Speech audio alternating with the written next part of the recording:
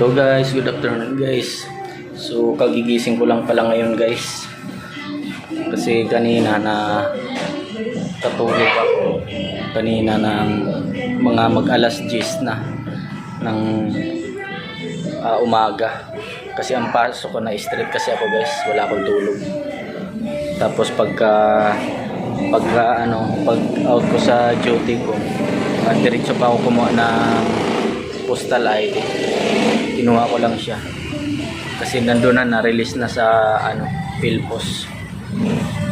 So ayan ang gagawin ko ngayon guys ito para may magawa ako makalat kasi yung higaan di ako nakapaglinis kanina. Ayan, kung nakikita mo yung kwarto ko, yung mga uniform ko nakasabit pa doon, hindi ko naayos. Ito lilinisin ko to para maayos na siya pagka bago ako papasok kasi panggabi na naman ang pasok ko guys. Tapos mamaya ipapakita ko din sa inyo yung bagong postal ID na nakuha ko. So bali niras ko lang pala siya guys kasi kailangan ng kailangan ng makuha ko na yung may valid ID ako. Kasi pagka hindi mo siya i-rush, mga siguro 1 month mahigit bago mo siya makuha. So ayun, kung nakikita nyo guys, napakakalat pa talaga siya. Ito nakasabit pa yung mga uniform ko dyan. Ayun no. Tapos dito muna ako humiga kanina. Palipat-lipat lang ako doon kasi mainit eh. Grabe siya, napakainit kasi pagka tanghali. Kaya ang ginawa ko, binuksan ko na lang yung bintana. Tapos diyan ko nilagay yung ceiling fan para yung lamig papasok dito sa loob. So umpisang tatanggalin ko lang yung mga abubot dito. Ilalagay ko siya dito. Yan, ilalagay ko siya sa isang lagayan lang para hindi siya makalat, hindi siya pangit tingnan guys. Maayos yung tingnan. Yan, dyan ko nilalagay. Ito ballpen ko to. Mamaya gagamitin ko yan.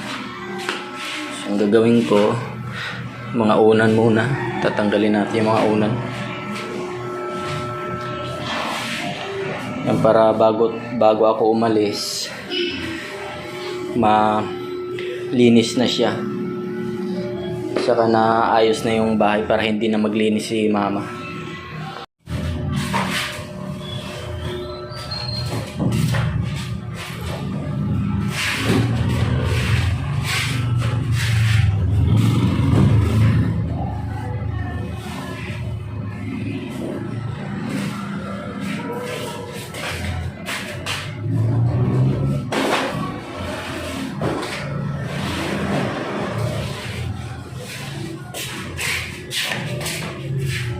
Ayan guys, nakikita nyo, ayan. So ayan, pwede nang humiga dito si mama. Ayan, kasi malinis na siya. Ayan, ito sapatos ko ilalagay ko lang muna doon kasi may lagayan ako doon sa baba para hindi na masyadong makalat. Ayan, dito ko kasi nilalagay yung mga sapatos namin para pagka naghahanap kami, ayan, mabilis lang siyang hanapin. Ayan, dyan na nakalagay yung mga sapatos. Ayan, may mga tubig pala hinarang dito ni mama kasi yung isang kapatid ko baka malaglag doon. May special child kasi akong kapatid guys. So ayan guys, ipapakita ko lang yung nakuha kong postal ID kanina para makita ko din yung laman na talaga. Nakalagay pala siya dito sa sobre guys. Yan, kasi nakabalot siya. Galing pa to sa PhilPos. Ayan, galing siya sa PhilPos. Doon ako kumuha. Yan, nakasobre pa talaga siya. Yan, nakasobre pa siya. So gagawin ko, tatanggalin ko guys.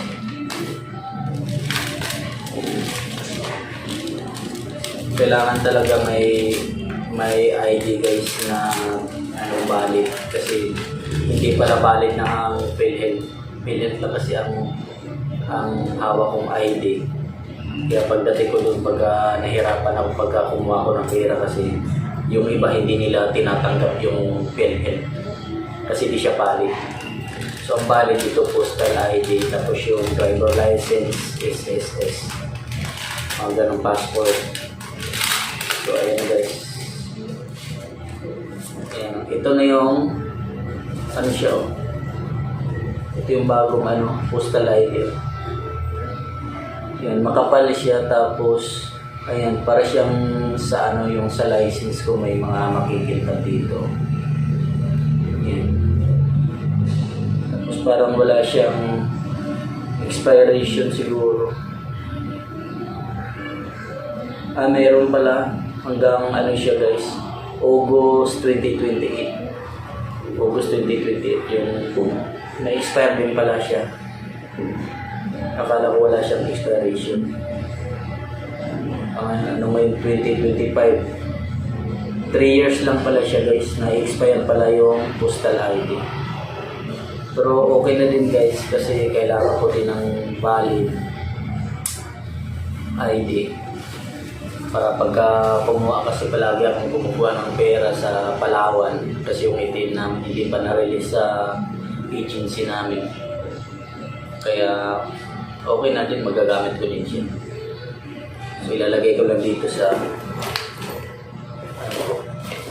may mga lagayan ako dito ng mga ATM, tapos yung iba mga ID ko. Ito binili ko dito sa yun lang sa labas. Ayan, maganda siya kasi puro malalagyan siya ng mga ATM na nakikita. Marami siya lagayan. Tsaka hindi na din siya masisira. Kaya bumili ako nito. Ayan. So okay na, may postal ID na ako, hindi na ako mahirapan pagka kumuha. Saka yung iba din guys na walang postal ID, lang, pagka nag-rush kayo, mababayaran yung mga 600 lang, 1 week lang siya. Pumunta lang kayo sa PhilPos kung saan malapit sa inyo. So guys, magayak na ako kasi ang oras ngayon ay mga mag-alas 4, papasok na naman ako. So pagka nakapasok ako guys, minsan kasi madalang ako nakapag-upload ng video pagka pumapasok ako.